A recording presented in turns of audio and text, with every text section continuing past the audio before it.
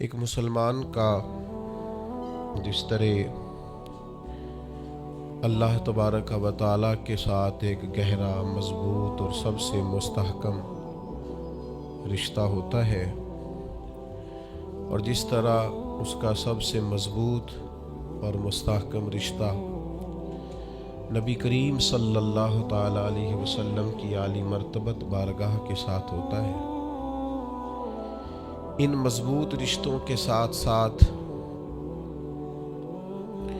پھر انسان کے تعلقات معاشرے کے ساتھ ہوتے ہیں، کنبے کے ساتھ ہوتے ہیں، پڑوسیوں کے ساتھ ہوتے ہیں، دوستوں کے ساتھ ہوتے ہیں، استاد شاگرد کا آپس میں رشتہ ہے، پیر مرید کا آپس میں رشتہ ہے، بھائی کا بھائی سے تعلق ہے۔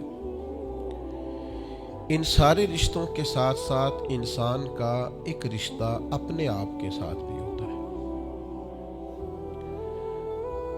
انسان کا اپنے نفس کے ساتھ، اپنی ذات کے ساتھ بھی تعلق ہوتا ہے۔ نبی کریم صلی اللہ تعالی علیہ وسلم نے ایک لفظ کہہ کے نا کہ تم پر تمہاری ذات کا بھی حق ہے، تم پر تمہارے نفس کا بھی حق ہے، تو ہم پر ہمارے حقوق بھی نبی کریم نے مقرر فرما دیے۔ جناب عبداللہ ابن عمر خود فرماتے ہیں کہ سرکار نے مجھ سے پوچھا کہ عبداللہ یہ بات ٹھیک ہے کہ تم ہر روز ہی نفلی روزہ رکھتے ہو اور ہر رات ہی نفلی عبادت کرتے ہو؟ تو میں نے عرض کیا یا رسول اللہ صلی اللہ تعالی علیہ وسلم ایسا ہی ہے۔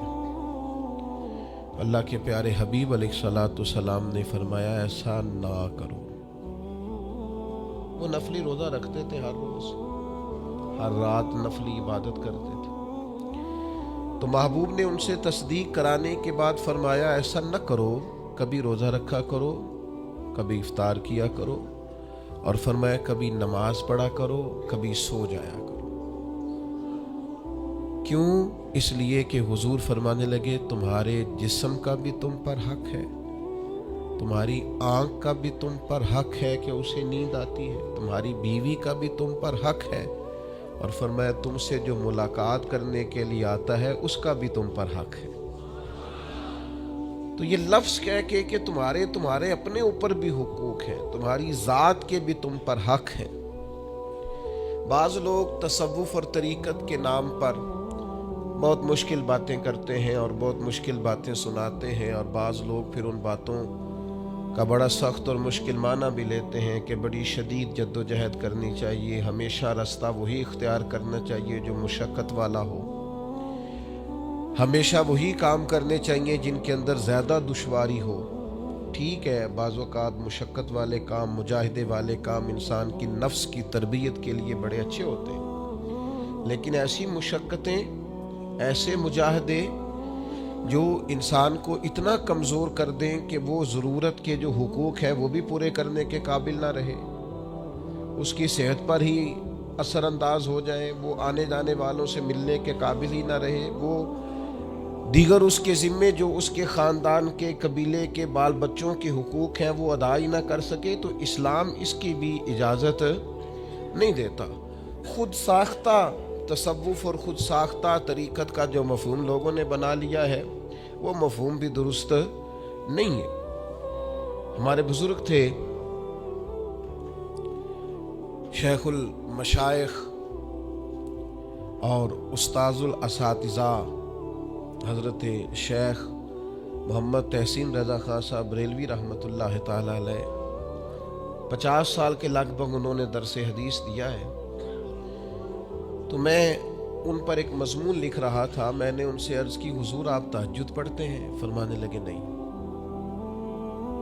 میں عشاء جماعت سے پڑھتا ہوں، اس کو بھی سالوں بیت گئے، اور میں فجر جماعت سے پڑھتا ہوں، یہ بھی میری زندگی کا معمول ہے، لیکن میں سحری کے وقت اس لیے نہیں اٹھ پاتا کہ مجھے صبح 8 بجے بیٹھ کر بچوں کو درس حدیث پڑھانا ہوتا ہے، عشاء کے بعد مجھے مطالعہ کرنا ہوتا ہے، تو میں سمجھتا ہوں یہ بھی میرے لیے نفلی عبادت ہے، لہٰذا میں رات کو بھی کتاب و سنت دیکھتا ہوں اور سارا دن بھی کتاب و سنت پڑھاتا ہوں، امید ہے میرا رب مجھے تہجد کا اجر بھی عطا کرے گا۔ عزیز دوست آپ یاد رکھیے گا، اس کو سمجھیے گا کہ ہمارے ہاں بعض لوگ بعض چیزوں کو زیادہ دشواری بنا لیتے. فلاں آدمی کو میں نے کبھی نفل پڑھتے نہیں دیکھا، یہ طریقت نہیں. کیا آپ نے اسے نفل پڑھتے نہیں دیکھا تو وہ صوفی نہیں؟ آپ یہ بتائیے کبھی فرض چھوڑتے تو نہیں دیکھا؟ کبھی اسے ضروریات دین کو چھوڑتے تو نہیں دیکھا؟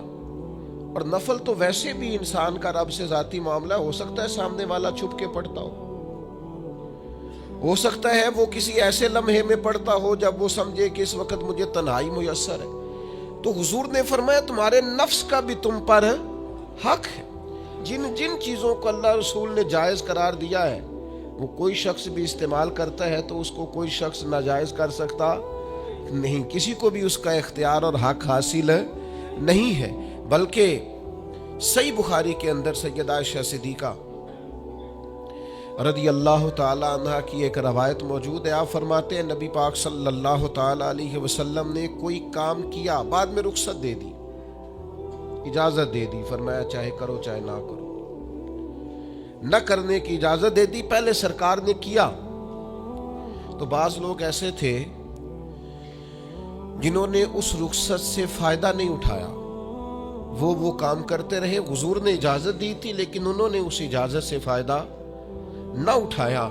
تو نبی کریم علیہ السلام کو جب اس بات کا علم ہوا تو محبوب نے اللہ کی حمد کی اور حضور فرمانے لگے یہ بعض لوگوں کو کیا ہو گیا ہے کہ وہ ان کاموں سے بچتے ہیں جو میں کرتا ہوں. یعنی جس رخصت اور گنجائش پر میں عمل کر رہا ہوں اللہ کا محبوب ہو کے، وہ اس چیز کو چھوڑ رہے ہیں، اس سے احتراز برت رہے ہیں حالانکہ میں اجازت دے رہا ہوں.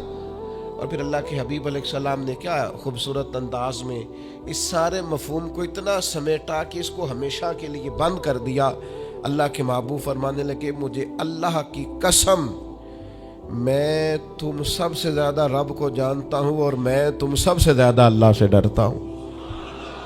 تو جب میں کسی گنجائش پہ عمل کر رہا ہوں، جب میں کسی ضرورت پر عمل کر رہا ہوں، تو یہاں ایک دوست تشریف لائے ہمارے پاس تو وہ ہمیں مشورہ دینے لگے کہ آپ کے ہاں بچوں کو چھٹی ہوتی ہے تو وہ تقریباً 1.5 دن بنتا ہے، ظہر کی نماز کے بعد ہفتے کو وہ چلے جاتے ہیں اور اتوار کا سارا دن وہ چھٹی میں رہتے ہیں، تو یہ 1.5 دن پورا ان کا ضائع ہوتا ہے. تو یہ تو معاملہ ٹھیک نہیں ہے. اس طرح تو ایسا ہے نا کہ مدارس دینیہ میں کیا کام ہے چھٹی کا؟ میں نے ان سے کہا ہو سکتا ہے مدرسے کے طالب علموں کو بھی نیند آتی ہو سکتا ہے ان کا بھی کبھی کسی گراؤنڈ میں جا کے کھیلنے کو جی چاہتا ہو سکتا ہے یہ بھی اسی طرح کے لوگ ہوں جس طرح کے عام بچے ہوتے ہیں، ہو سکتا ہے وہ ساری خواہشات ان کے اندر بھی پائی جاتی ہوں جو باقی لوگوں کے اندر پائی جاتی ہیں. آپ وہ پابندیاں کیوں لگاتے ہیں جو پابندی اللہ رسول نے نہیں لگائی؟ جس چیز کو شریعت نے بین نہیں کیا ہم کون ہوتے ہیں اس کو بین کرنے والے؟ سمجھے؟ ہاں ایک بات ضرور ہے، ہم اپنے وجود کے مالک نہیں ہیں، اس کا مالک اللہ ہے. وہ خالق ہے، ہم مخلوق ہیں. وہ معبود ہے، ہم اس کے عابد ہیں. وہ ہمارا مالک ہے. ہمیں اپنے نفس کو، اپنے وجود کو اس کی فرما برداری میں رکھنا. نفس کے حق کا یہ مطلب نہیں ہے کہ خواہش نفس میں اگر کوئی ناجائز چیز پیدا ہوتی ہے تو اس کی تکمیل کے لیے بھی ہم دوڑ پڑیں گے. اس کی شریعت کے اندر اجازت نہیں ہے. اجازت اس بات کی ہے کہ جن چیزوں کو شریعت نے جائز قرار دیا ہے آپ اگر ان کا حصول چاہتے ہیں، آسانی چاہتے ہیں تو آپ ضرور ان کو اختیار کریں، کوئی منع والی بات نہیں ہے. میں نے کہا بعض لوگ نا بعض چیزوں پر شدت کرتے ہیں. یعنی نبی کریم علیہ السلام کے صاحبزادہ گرامی حضرت ابراہیم علیہ السلام کا وصال ہو گیا تو نبی کریم کی آنکھوں میں آنسو آ گئے. تو ایک شخص نے حضور سے کہا یا رسول اللہ آپ بھی روتے، آپ تو صبر کا درس دیتے. تو نبی کریم نے فرمایا یہ جو آنسو نکل آئے ہیں نا یہ بیٹے کی محبت کی علامت ہے. باقی فرمایا میرے دل اور زبان پر وہی ہے جس سے میرا رب راضی ہوتا ہے. میں اللہ سے کوئی شکوہ نہیں کر رہا، اس کی تقدیر پر راضی ہوں. لیکن یہ کہ جو انسان پر اللہ تعالیٰ نے کچھ فطری محبت رکھی آپ اس کو بھی قبول نہیں کرتے بعض لوگ. تو کچھ لوگ بعض لوگوں پر زیادہ شدت کرتے ہیں، بعض لوگ بعض چیزوں کے معاملے میں زیادہ شدت کا. حضرت عمر کو نبی پاک نے کچھ نذرانہ دینا چاہا, ہدیہ دینا چاہا. ایک ہے آپ کسی سے مانگتے ہیں, ایک ہے کوئی آپ کو دیتا ہے. ان دونوں باتوں میں وہ جو تحفہ لینا دینا ہے اسے تو حضور نے فرمایا محبت بڑھتی ہے. تو حضرت, یہ صحیح بخاری میں موجود ہے, نبی کریم نے کچھ دیا تو حضرت عمر عرض کرنے لگے نہیں یا رسول اللہ ضرورت نہیں. تو محبوب نے فرمایا جو بن مانگے ملے وہ تو اللہ کی طرف سے ہے. وہ ایک صاحب مجھے کہنے لگے فلاں صاحب کہتے ہیں ہم چندہ نہیں مانگتے. تو میں نے کہا وہ زیادہ نیک ہونا چاہتے ہیں, کوئی حرج والی بات نہیں. وہ چندہ نہیں مانگتے, وہ زیادہ پرہیزگار ہونا چاہتے ہیں, زیادہ آگے بڑھنا چاہتے ہیں. ورنہ نبی پاک نے تو اعلان کیا ہے کہ تبوک پہ جانا ہے, مجاہدوں کو چندے کی ضرورت ہے. اعلان کیا کہ نہیں کیا رسول پاک نے؟ تو آپ اس کو علماء کی توہین کا پہلو بنائیں گے؟ رسول اللہ صلی اللہ علیہ وسلم نے اعلان نہیں فرمایا؟ اگرچہ مالک کے کل ہیں لیکن حضور نے اعلان کیا. اور قرآن مجید میں تو کفار نے شکوہ کیا ہے کہ رب ہم سے مانگتا ہے معاذ اللہ. اس کا معنی یہ ہے کہ اللہ فقیر ہے, ہم غنی ہیں. یا آپ 28ویں پارے میں دیکھ لیں کہ رب کہتا ہے قرض حسنہ دو, تو آپ کیا معاذ اللہ یہ آیتیں دے کے اللہ پر تنقید کریں گے؟ معاذ اللہ ثم معاذ اللہ, نقل کفر نباشت کہ اللہ لوگوں سے کہتا ہے میرے راستے میں خرچ کرو, اور ایک جگہ نہیں جگہ جگہ کہتا ہے. آپ کچھ زیادہ نیک ہونا چاہتے ہیں؟ یعنی جس بات کا اللہ اعلان کر رہا ہے وَمِمَّا رَزَقْنَاهُمْ يُنْفِقُونَ, جو میں نے تمہیں دیا ہے میری راہ میں خرچ کرو, جس کا حضور اعلان کر رہے ہیں. ایک شخص کھڑا ہو کے کہتا جی ہو مولوی چندے مانگتے ہیں. او خدا کے بندے, جو کام عین کتاب و سنت میں موجود ہے, تم کو ضرورت سے زیادہ نیک ہونا چاہتے ہو تو یہ تمہارا خود ساختہ دین ہے, یہ رسول اللہ کا دین نہیں ہے, یہ تمہارا. اور لوگ ہیں کہ کہہ رہے ہیں واہ واہ بڑی بات ہے. تو اس لیے ہمارے وجود کا بھی ہم پر حق ہے. چند ایک نفس کے حقوق آج بیان کرنے. سب سے پہلا ہمارے نفس کا ہم پر حق یہ ہے کہ ہم اپنے آپ کو پہچانیں, اپنی صلاحیتوں کو پہچانیں, اپنے اوپر غور کریں. قرآن مجید نے ارشاد فرمایا کہ بل الانسان علی نفسہ بصیرہ, فرمایا بلکہ انسان خود اپنے اوپر گواہ ہے, اسے اپنا پتہ ہے. بہانے بنائے تو بات الگ ہے, یہ خود پر گواہ ہے, اسے خبر ہے. انسان عالم اصغر ہے, ہم نہ اپنے آپ کو پہچانتے نہیں, ہمیں اپنی خوبیوں کا پتہ نہیں ہوتا. یہ جو ہم استاذ کے پاس جاتے ہیں نا, یہ جو ہم مرشد کے پاس جاتے ہیں نا, وہ ہمیں نکھار کے نا تو وہ ہماری خوبیاں ہماری آنکھوں کے سامنے کر دیتے ہیں کہ یہ تمہارے اندر صلاحیت ہے. وہ تراش کے نا پتھر کو تو اسے ہیرا بنا دیتے ہیں, وہ نکموں کو کام کا بنا دیتے ہیں.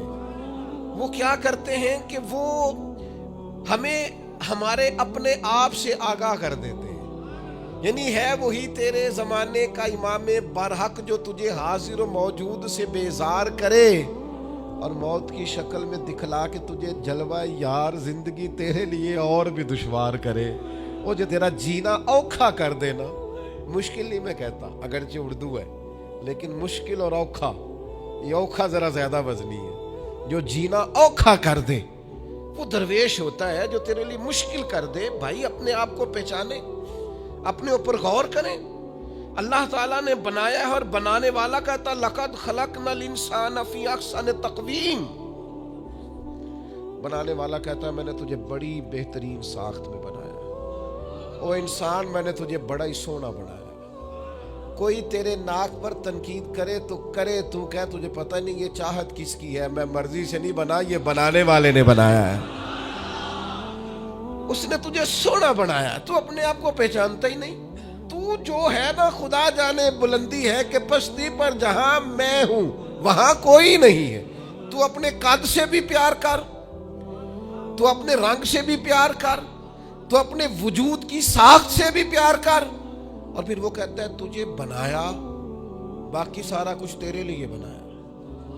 وَالَّذِي خَلَقَ لَكُم مَّا فِي الْأَرْضِ جَمِيعًا, رب کہتا ہے زمین میں جو کچھ ہے نا میں نے سارا تیرے لیے بنایا.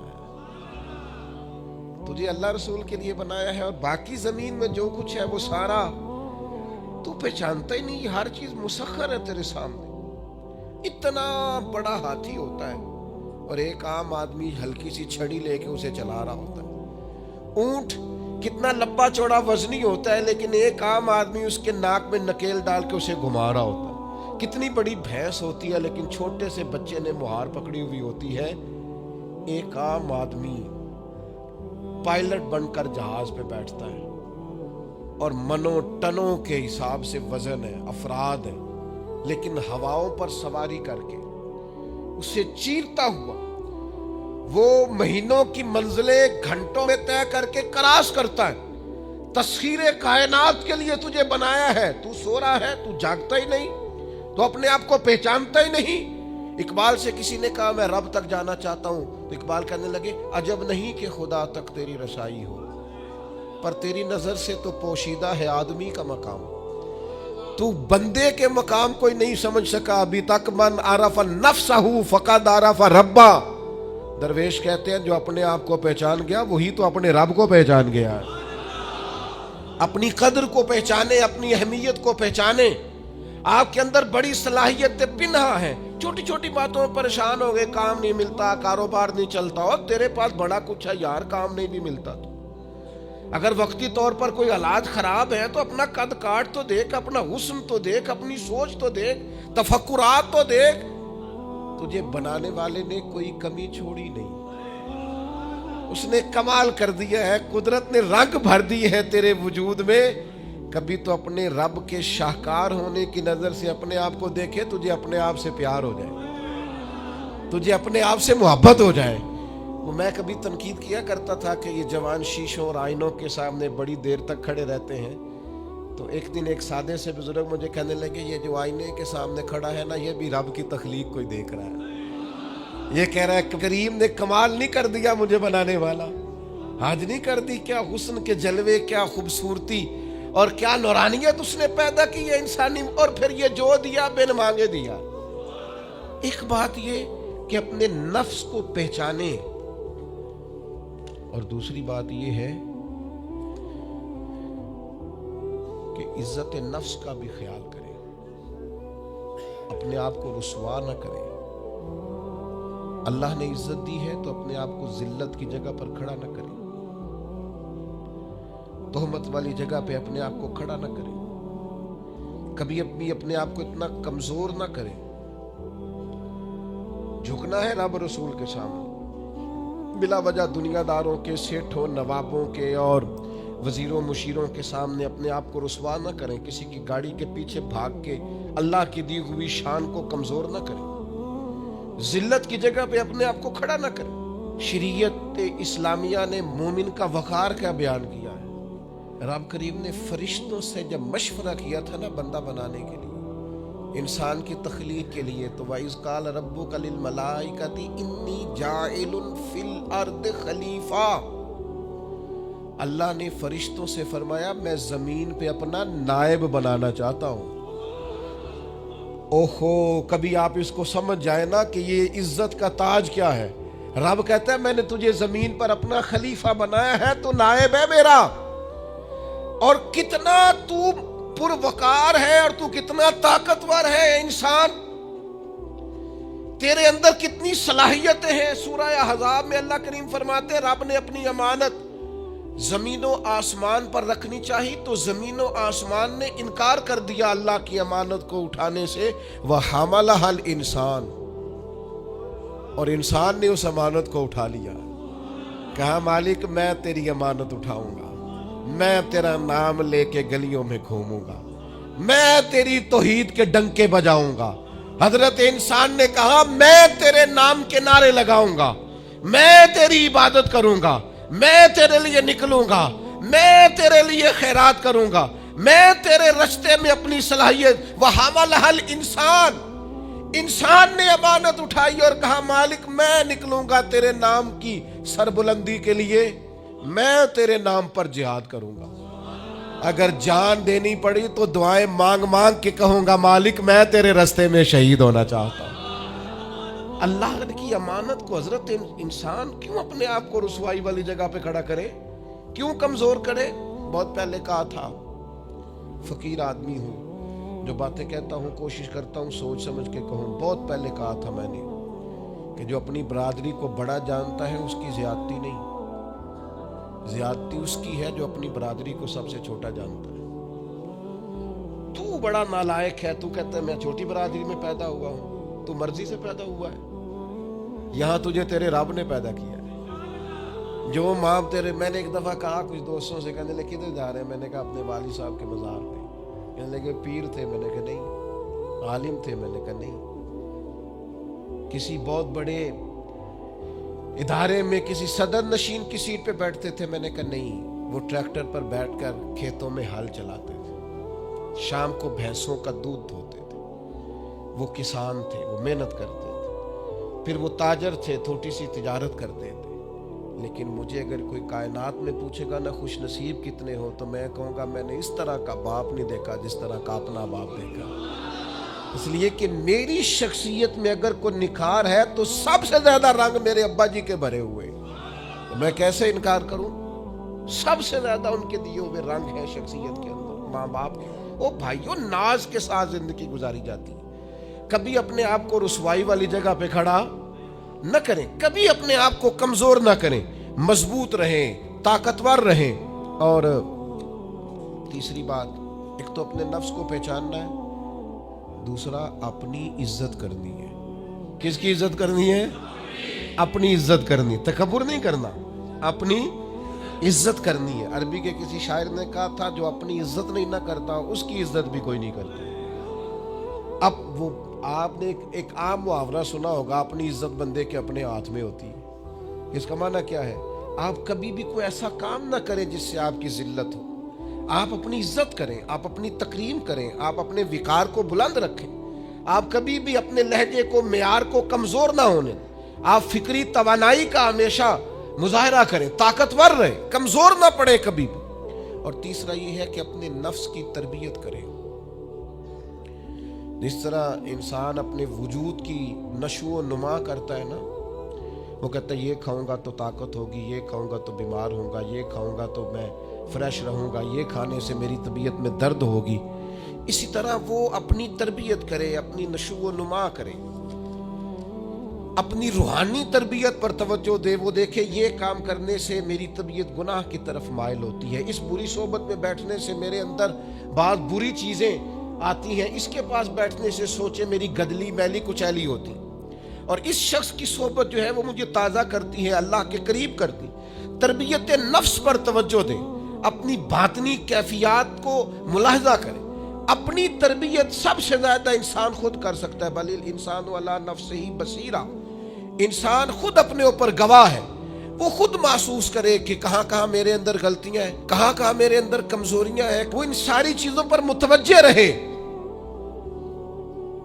ڈاکٹر نے دوائی دینی ہوتی ہے، اور دوائی دینے کے بعد وہ کہتا ہے یہ نسخہ ہے اور یہ کھانے کی ترتیب ہے اور یہ آپ کی پرہیز ہے. اب مریض کہے کہ جناب ڈاکٹر صاحب کوئی نظر کریں آپ تاکہ میں نہ نظر سے ٹھیک ہو جاؤں، تو ڈاکٹر کہے گا میری نظر یہی ہے جو میں نے نسخہ لکھا ہے نا، یہی نسخہ ہے، یہ دوائی کھائیں. یہ وہ لوگ آتے ہیں پیر صاحب کے پاس، کہتے ہیں کوئی نظر کریں میں نیک ہو جاؤں. بھی پیر صاحب نے نسخہ بتایا نا، 5 نمازیں پڑھو، نماز کے بعد یہ والا ذکر کرو. پیر صاحب نے بتایا نا اس کام سے پرہیز کرو، تو آپ ان بات مانیں، انشاءاللہ اللہ شفا عطا فرمائے گا.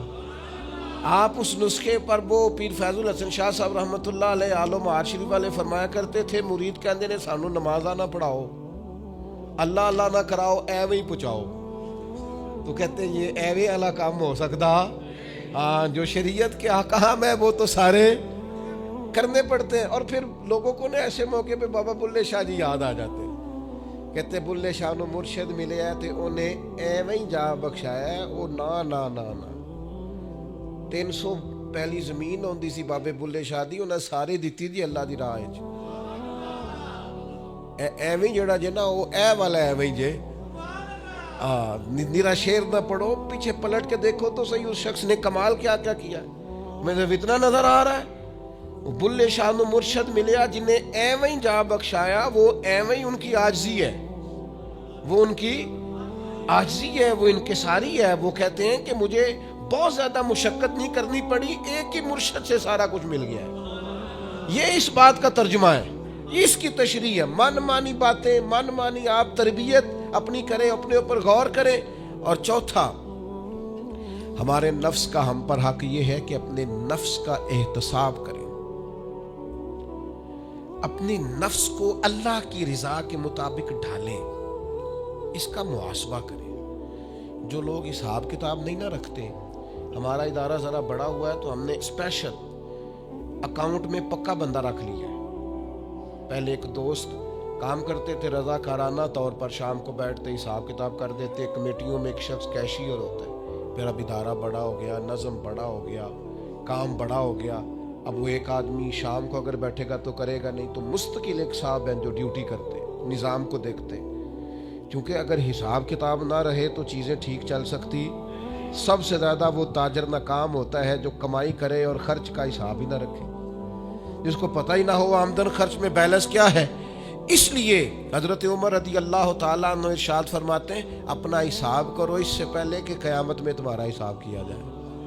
اپنے نفس کا محاسبہ ضرور. ہم نہ ساری زندگی دوسروں کا حساب کرتے رہتے ہیں, فلاں کہاں سے کماتا ہے, کہاں کھاتا ہے, کہاں پہنچ گیا, کون سی سیاست کی, کس کے پاس اٹھتا بیٹھتا ہے, کہاں سے آتا جاتا ہے, چلاک بڑا ہے, فلاں سے مل گیا. اور ساری زندگی دوسروں کا خیال رکھتے گزر گئی. اس سے آدھا بھی کبھی اپنا رکھا ہوتا نا, تو بات کہاں سے کہاں پہنچ جاتی. محاسبہ نفس کرنا, اور کتنا کرنا ہے, اس نفس کو قابل بنانا ہے. حضرت سیدنا عبداللہ ابن سلام رضی اللہ تعالیٰ عنہ, لکڑیوں کا گٹھا, پرانے زمانے کے اندر ایندھن لانا, لکڑیاں اکٹھی کر کے لانا, یہ بھی روزمرہ کی ڈیوٹیوں میں سے ایک ڈیوٹی ہوتی تھی. وہ ڈیوٹی آج کل ہم ماہانہ گیس کا بل دے کے پوری کرتے ہیں. یا اب بھی اس کی ایک صورت ہمارے پاس ہے کہ بہت سارے لوگوں نے سلنڈر اٹھائے ہوتے ہیں, گیس بھروانے جا رہے ہیں. تو اس سے کچھ عرصہ پہلے یا آج بھی دیہی ماحول کے اندر بعض لوگ شام کو لکڑیاں اکٹھی کر کے لاتے تھے کہ وہ آئیں گی تو کھانا پکے گا ایندھن کے لیے. حضرت عبداللہ ابن سلام رضی اللہ تعالیٰ عنہ لکڑیاں اپنی پشت پہ رکھے ہوئے ہیں, گھر کی طرف آ رہے ہیں. تو ایک شخص نے آپ سے کہا کہ جناب حد ہو گئی, گھر میں بیٹے بھی موجود ہیں, غلام بھی موجود ہیں, اور آپ یہ کام خود کر رہے ہیں. تو حضرت عبداللہ ابن سلام فرمانے لگے, بیٹے بھی موجود ہیں اور غلام بھی موجود ہیں, اور ایک بات اور بھی شامل کر رہا ہوں, اللہ کے فضل سے میرے بچے اور میرے خادم میرے فرما بردار بھی ہیں, بات بھی مانتے ہیں. لیکن فرمانے لگے میرا نفس نہ تھوڑا بڑا ہو گیا تھا. یہ مجھے کہہ رہا تھا تو بہت بڑا آدمی ہو گیا ہے, تو بہت بڑا شخص ہو گیا, تیری بڑی شخصیت ہو گئی ہے. فرمایا یہ جو ذرا لکڑیوں کا گٹھا پشت پہ رکھا ہے نا, یہ رکھا پشت پہ ہے, لیکن ذرا حساب اپنے نفس کا کر رہا ہوں, محاسبہ نفس کر رہا ہوں, اسے سمجھا رہا ہوں کہ اتنا بڑا ہونے کی ضرورت. ہمارے بزرگ فرمایا کرتے تھے آخر تک اپنے استادوں کی بارگاہ میں حاضری دینی ہے. میرے اسا فرمایا کرتے آخر تک اپنے مشائخ سے جڑے رہنا ہے, آخر تک اپنے اساتذہ کے پاس آنا جانا. کچھ لوگ بے نیاز ہو جاتے ہیں نا, خود عالم ہو گئے اب استاد گئے, خود بڑے ہو گئے اب گئے. کہتے تھے آخر تک جانا, اس لیے کہ بعض لوگوں کے پاس جانے سے انسان کو لگتا ہے کہ نہیں مجھ سے بھی بڑے موجود ہیں. ان کے پاس بیٹھنے سے احساس ہوتا ہے کہ میں اتنا بڑا نہیں ہوں. اور بڑا بھی ہمیشہ وہی ہوتا ہے جس کا کوئی بڑا ہوتا ہے, جس کا کوئی بڑا نہیں وہ کیسے بڑا ہوگا. تو اللہ تعالیٰ نے بھی ہمیں قرآن مجید کے اندر یہ حکم دیا, یا ایھا الذین آمنوا اتقوا اللہ ولتنظر نفس ما قدمت لغد. اے ایمان والو اللہ سے ڈرو, اور ہر جان حساب کرے, محاسبہ کرے, دیکھے کہ اس نے کل کے لیے آگے کیا بھیجا. کل کے لیے اس اپنا حساب کرنا ہے, محاسبہ نفس کرنا. یہ نفس کا حق ہے. جس طرح کپڑے میلے ہو جاتے ہیں تو آپ پریشان ہوتی ہیں کہ یار یہ میلے ہو گئے, بدلنے چاہیے. جوتے ٹوٹ جاتے ہیں تو آپ خیال کرتے ہیں یار مجھے آنا جانا ہوتا ہے, یہ مجھے ٹھیک کرنے چاہیے. تو نفس پر میل کچیل چڑھ جاتی ہے, لوگ حساب ہی نہیں کرتے. باطن سارا گدلا ہو جاتا ہے, لوگ حساب ہی نہیں کرتے. اندر سارا کمزور ہو جاتا ہے, حساب ہی نہیں کرتے. اس نفس کا حساب کرنا ہے, محاسبہ کرنا ہے. اس کا بھی حق ہے. جس طرح آپ کے جسم کا حق ہے کہ لباس ٹھیک ہو, جوتے ٹھیک ہوں, آپ نے غسل کیا ہوا ہو, اس طرح آپ کے نفس کا بھی حق ہے. اس کا حق کیا ہے کہ اسے اتنا ٹھیک کر دے, اتنا محاسبہ کریں, اتنی اس کی عادات بہتر کریں کہ وہ رب کی رضا کے مطابق ڈھل جائے, اللہ رسول کی رضا کے مطابق دھل جائے, نکھر جائے, صاف ہو جائے. اس طرح کا ہو جائے کہ جب دنیا سے جانے لگے تو آواز آئے, یا ایتھا النفس المطمئنہ اے نفس مطمئنہ ارجعی الی ربک راضیۃ مرضیہ، لوٹ اپنے رب کی طرف، تو اپنے رب سے راضی ہے اور تیرا رب تجھ سے راضی ہے۔ اس نفس کو اللہ کی رضا کے مطابق ڈھال دیں۔ حضرت ابراہیم ابن ادم رحمۃ اللہ علیہ ایک دن مریدوں کے بیچ بیٹھے ہوئے تھے، فرمانے لگے دنیا میں جو کچھ ہوتا ہے میری مرضی سے ہوتا ہے۔ تو سارے مرید آپ کی طرح کے عقیدت مند تو نہیں نہ ہوتے چپ کر کے سن لیں، کچھ سوچتے بھی ہیں، ان کا دماغ فوری طور پر تنقید کی طرف بھی مائل ہوتا ہے۔ جب آپ نے فرمایا کہ دنیا میں جو کچھ ہو رہا ہے میری مرضی سے ہو رہا ہے، تو کچھ لوگ جو تھے ان کی آنکھیں بتاتی تھی کہ سوال فوری طور پر آ گیا ہے، ذہنوں کو پریشان کر رہا ہے۔ تو ایک صاحب نے کہہ لیا حضور یہ بڑا دعویٰ ہی نہیں، دنیا میں جو ہو رہا ہے میری مرضی سے ہو رہا ہے۔ فرمانے لگے اصل بات نہیں نا، تم نے آگے پوچھا ہی نہیں، میں بتانے لگا تھا، تم پر کچھ لوگ پریشان جلدی ہو جاتے، اگلا صفحہ پڑھتے نہیں پچھلے پہ ہی پریشان ہو جاتے۔ کہا دنیا میں جو کچھ ہو رہا ہے میری مرضی سے ہو رہا ہے، اور میری مرضی وہی ہے جو میرے رب کریم کی مرضی ہے۔ میں نے اپنی مرضی اللہ کی مرضی میں فنا کر دی ہے، لہذا جو کچھ بھی ہو رہا ہے چونکہ میری مرضی وہی ہے جو میرے یا ایتھا النفس المطمئنہ ارجعی الی ربک راضیۃ مرضیہ، اے نفس مطمئنہ لوٹ اپنے رب کی طرف، وہ تجھ سے راضی ہے اور تو فادخلی فی عبادی، آجا میرے خاص بندوں میں داخل ہو، وادخلی جنتی، آنا میں نے تیرے لیے جنت تیار کی ہے، میری جنت میں داخل ہو۔ لیکن کیا کرنا ہے؟ نفس مطمئنہ، کون سا؟ ایسا نفس تیار کرنا ہے جو اللہ سے راضی ہو اور اللہ اس سے راضی ہو۔ اس کا محاسبہ کر کے اس طرح کا بنا لیں کہ یہ اس طرح کا ہو جائے کہ جس طرح اللہ اس سے راضی ہے اور یہ